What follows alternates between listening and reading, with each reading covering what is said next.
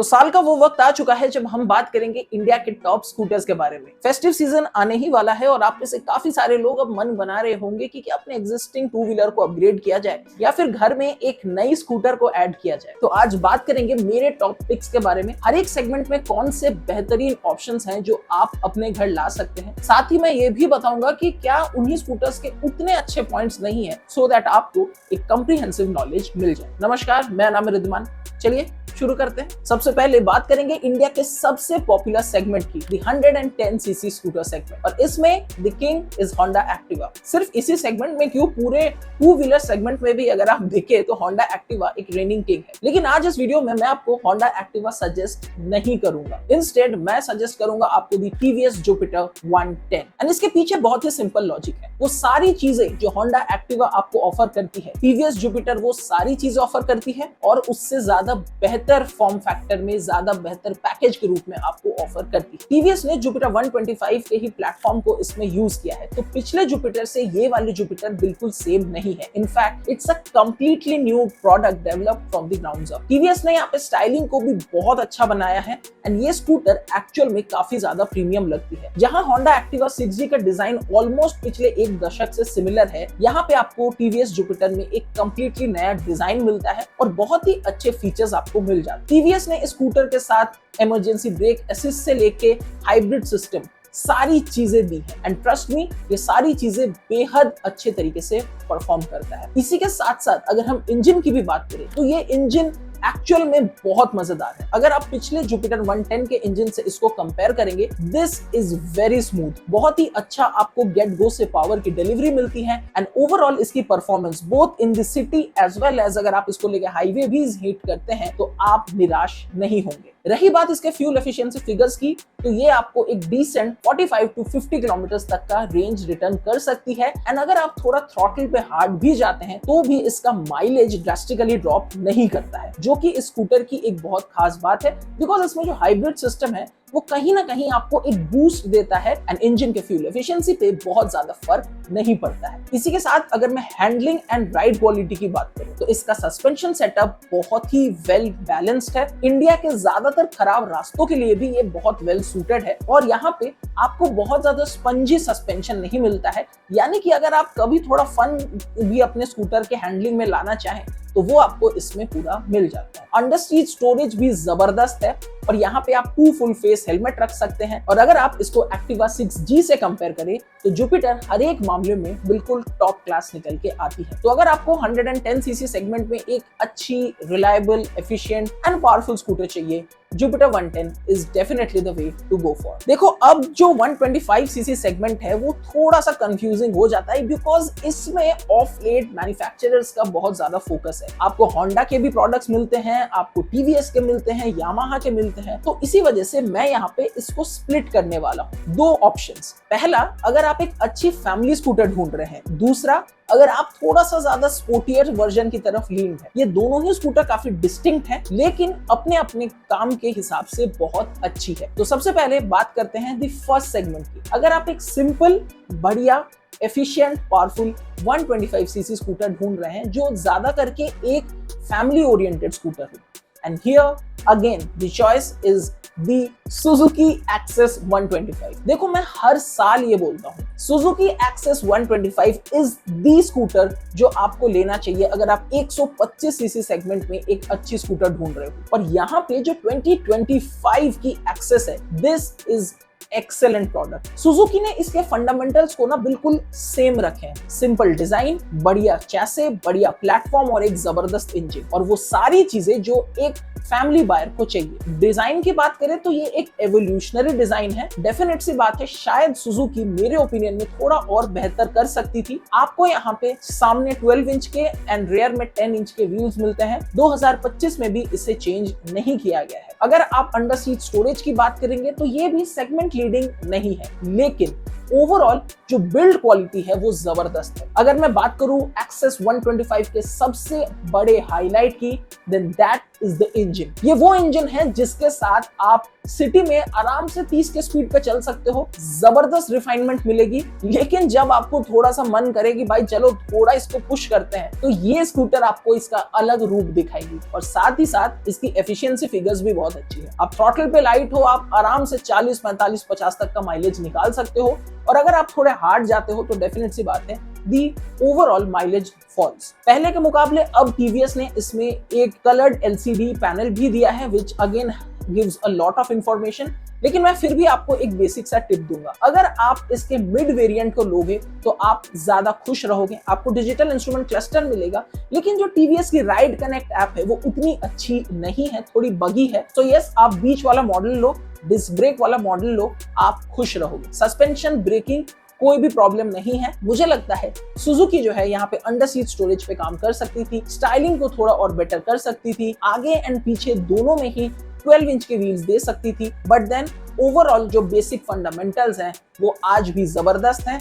आप इस पे आराम से बेट कर सकते हैं। In fact this is much much much better than the Honda Activa 125। अब बात करते हैं दूसरे स्कूटर की। अगर आप 125 सीसी सेगमेंट में थोड़ी सी स्पोर्टियर स्कूटर ढूंढ रहे हो, तो आज भी सिर्फ एक ही स्कूटर है जो आपको देखना चाहिए। एक ऐसी स्कूटर जो रिलायबल है, प्रैक्टिकल है, स्टाइलिंग जबरदस्त है, फीचर्स के मामले में टॉप नॉच है और परफॉर्मेंस लेवल अपार्ट, दी टीवीएस एनटॉर्क 125। लेकिन मैं एनटॉर्क में सिर्फ एक स्पेसिफिक वर्जन को सजेस्ट करना चाहूंगा, that is the Race XP. इसमें आपको ज्यादा पावर भी मिलती है, डिजाइन में तो देखो ऑलमोस्ट सिमिलर है। अब जैसे एनटॉर्क का ट्यून है वो वैसे ही जबरदस्त है, लेकिन जो एक्स्ट्रा पावर आपको मिलता है, जो राइड मोड आपको मिलता है, आप थरली इसे एंजॉय करेंगे। हैंडलिंग के मामले में आई वुड स्टिल से कि ये स्कूटर वाली ही हैंडलिंग है। आगे चल के अगर एनटॉर्क में 14 इंच के व्हील्स आते हैं तो आई थिंक ये एक एब्सोल्यूट बीस्ट रहेगी हैंडलिंग में भी। बट अभी के हिसाब से प्रैक्टिकलिटी में भी आपको कोई कमी नहीं मिलती है। बहुत सारे फीचर्स आपको दिए जाते हैं,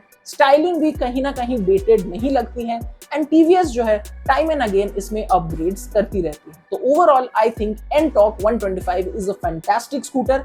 आप जाके इसे कंसीडर कर सकते हैं। हालांकि एक चीज मैं यहाँ पे हाईलाइट करना चाहूंगा, टीवीएस एक अपडेटेड एनटॉर्क पे भी काम कर रही है, लेकिन वो कब आएगी उस पे अभी तक कोई भी न्यूज नहीं है। 125 सीसी एनटॉर्क भी अपडेट होगी, 150 सीसी एनटॉर्क भी आने वाली है, लेकिन कब आएगी पता नहीं है। तो अगर आप लेना चाहते हैं अभी भी इसके साथ जा सकते हैं, क्योंकि ये इंजन तो देखो चेंज नहीं होने वाला है, प्लेटफॉर्म बहुत ज्यादा चेंज नहीं होगा, तो ये आज भी एक स्टार परफॉर्मर है और आप इसके साथ बेहद खुश रहेंगे। अब आप में से काफी सारे लोग सोच रहे होंगे कि भाई इलेक्ट्रिक स्कूटर भी बता ही दो। तो यस, अभी आपको एक इलेक्ट्रिक स्कूटर सजेस्ट करूंगा, बट आने वाले टाइम में मैं एक डेडिकेटेड वीडियो इंडिया के बेस्ट इलेक्ट्रिक स्कूटर्स पे भी बनाऊंगा, जिनमें मैं उनके सभी अच्छाई बुराई सब चीज डिटेल में बात करूंगा। बट अभी अगर मुझे एक अच्छी ऑलराउंडर फैमिली स्कूटर सजेस्ट करनी होगी इलेक्ट्रिक में, तो I would suggest Bajaj Chetak. देखो बहुत सारे ऑप्शंस हैं, बट मैं बजाज चेतक को क्यों रेकमेंड कर रहा हूं वो मैं आपको बता दूं। सबसे पहला स्टाइलिंग। अगर आप चेतक को देखो तो इसमें एक नियो रेट्रो डिजाइन एलिमेंट जो निखर के आता है वो जबरदस्त लगता है। और बिल्ड क्वालिटी के मामले में hands down I think this is the best build scooter. आप कोई भी स्कूटर देख लो, आप एथर देख लो, आप टीवीएस iQube देख लो, आप हीरो के स्कूटर्स देख लो, हर एक स्कूटर उठा के आप देख लो इलेक्ट्रिक सेगमेंट में, द बेस्ट बिल्ड क्वालिटी जो कोई स्कूटर ऑफर करती है that is the Bajaj Chetak. इसके साथ साथ बजाज ने इसमें कंटिन्यूअसली बहुत सारे अपग्रेड्स किए हैं। प्रैक्टिकलिटी बहुत अच्छी है इस स्कूटर की और स्टेबिलिटी के मामले में टॉप नॉच। अगर मैं बात करूं परफॉर्मेंस की, तो आपको एक काफी मजेदार परफॉर्मेंस मिलती है। जो गेट गो से आपको एक टॉर्क का पुश मिलता है वो बहुत अच्छा है, which is again kind of similar in most electric scooters. And साथ ही साथ आपको कहीं ना कहीं रियलिस्टिक 100 से लेके 120 तक का रेंज मिल जाएगा। मैं यहाँ पे top of the line version की बात कर रहा हूँ। अगर आप इससे नीचे वाले वर्जन्स भी लेते हैं तो जो क्लेम्ड रेंज है उससे आप थोड़ा नीचे ही एक्सपेक्ट करके चले। मैं डिस्क्रिप्शन में बता दूंगा कि हर एक बजाज चेतक के वेरिएंट का कितना आपको रियलिस्टिक रेंज मिल सकता है। इसी के साथ साथ आपको इसमें कनेक्टिविटी फीचर्स मिल जाते हैं जो कि काफी अच्छे तरीके से काम करते हैं। ज्यादा कोई गिमिकी फीचर्स बजाज ने यहाँ पे नहीं दिए हैं, विच आई जेन्युइनली अप्रिशिएट। जितने फीचर्स हैं वो अच्छे हैं और सही तरीके से काम करते हैं। अगर मैं बात करूं चार्जिंग की, तो आपको 4 से 5 घंटे में फुल चार्ज मिल जाती है और सबसे बड़ी बात, इसका चार्जर भी kind of on board integrated है, तो आपको अलग से एक इतना बड़ा पत्थर लेके, ईंटा लेके नहीं चलना पड़ेगा। So that is the good thing. थोड़ी कमियों की बात कर लेते हैं। आई थिंक पर्सनली अगर मैं ओवरऑल टेक की बात करूं तो एथर वगैरह के टेक बहुत ज्यादा बेहतर हैं, जो चीज आपको बजाज चेतक में कम मिलती है। अगर मैं ब्रेकिंग की बात करूं तो कहीं ना कहीं जो ब्रेकिंग है वो और बेहतर हो सकती है, थोड़ी सी लैक ऑफ बाइट यहाँ पे आपको फील होगी। But overall I think Chetak is a great family scooter that you can get and आपको कहीं पे भी ज्यादा प्रॉब्लम इस स्कूटर के साथ नहीं होगी। जो बेसिक फंडामेंटल फीचर्स आपको चाहिए होते हैं एक स्कूटर में, तो सारी चीजें आपको काफी अच्छी मिल जाती है। अब आता है दी टॉप टियर, यानी कि आपके पास है अच्छा खासा बजट और आप चाहते हो कि भाई मुझे बाइक नहीं लेनी, स्कूटर का कन्वीनियंस भी चाहिए, परफॉर्मेंस चाहिए, फीचर्स चाहिए, लुक्स चाहिए, सारी चीजें एक पैकेज में बताओ। इंजन कैपेसिटी हाई होनी चाहिए। आज से अगर 3 साल पहले आप मुझे पूछते तो इस सेगमेंट में हार्डली कोई स्कूटर थी, वेस्पा वगैरह थी, बट यू नो उसका क्या था। आज की डेट में है and this is hands down the best scooter money can by today in India and that is the Yamaha Aerox 155। ये वो स्कूटर है जो आपको देती है यामाहा R15 वाली ही इंजन। ये वो स्कूटर है जो आपको ग्लोबल यामाहा प्रोडक्ट से रूबरू करवाती है और फिलहाल तो इस सेगमेंट में और कोई इसका कंपटीटर नहीं है। Zoom 160 आने वाली है, होंडा भी शायद अपना लेके आए, एंटॉर्क 150 भी आने वाली है, लेकिन अभी फिलहाल तो सारी चीजें थोड़ी दूर है। आज अगर आपको लेना है सिर्फ एक स्कूटर जो मैं रेकमेंड करूंगा, that is the Yamaha Aerox 155। एक चीज मैं आपको बता दूं, कंफर्ट ढूंढ रहे हैं तो ये स्कूटर आपको वो उतनी ज्यादा ऑफर नहीं करती है। प्रैक्टिकलिटी के मामले में भी ये सो है, बिकॉज इसमें स्टेप थ्रू नहीं है। ये एक प्रॉपर मैक्सी स्कूटर है, तो आपको अंडर सीट स्टोरेज से काम चलानी पड़ेगी। अगर आप सोच रहे हो कि फुटबोर्ड में सिलेंडर लग के घर ले आओ, वो ऑप्शन है ही नहीं और वो करना भी नहीं चाहिए। चाहे आप एक्टिवा चलाओ, एंटॉर्क चलाओ या कोई और स्कूटर चलाओ, that is something which is dangerous, please don't do it. आती है बात राइड क्वालिटी की, तो इसमें आपको थोड़ी सी स्टिफ राइड क्वालिटी मिलती है। थैंकफुली 2024 के अपडेट में थोड़े से इसके सस्पेंशन सेटअप पे यामाहा ने काम किया है एंड ओवरऑल अगर मैं आपको बताऊं तो यहाँ पे अब आपको थोड़ी सी और ज्यादा कुशनी राइड मिलती है, but still it is on the stiffer side. तो अगर आपके पीठ में दर्द है और आप चाहते हो कि भाई मुझे कंफर्टेबल राइडिंग चाहिए, इस स्कूटर से दूर रहना, वही अगर आप चाहते हो कि भाई मुझे चाहिए जबरदस्त हैंडलिंग, जबरदस्त परफॉर्मेंस और डिजाइन वाइज भी अच्छी हो, then Aerox is the scooter, you can not go wrong with it. Yamaha की जो सबसे अच्छी बात है that is the reliability of the engine, वो भी आपको जबरदस्त मिलती है, इंटैक्ट मिलती है। Basic fundamentally very strong scooter, जिस काम के लिए बनाया गया है वो बखूबी करती है and you can definitely get yourself one अगर आपके पास ऑलमोस्ट 2 लाख तक का बजट है। इसी के साथ आज के इस वीडियो में इतना ही। मुझे उम्मीद है कि आपको ये वीडियो पसंद आया। अगर अच्छा लगा तो लाइक करें, चैनल पर नए हैं तो सब्सक्राइब करें। मैं आपसे मिलता हूं अपनी अगले वीडियो में। नमस्कार।